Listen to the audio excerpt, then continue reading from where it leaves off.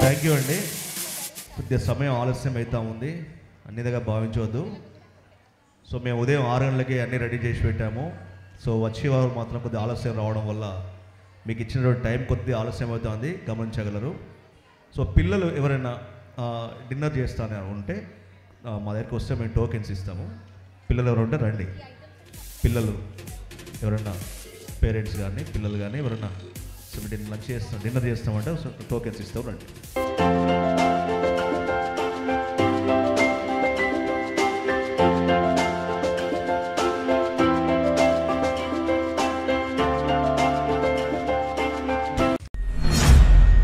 తరి తదన జం తరి తదన జం తరి తదన జం తరిగిడతికి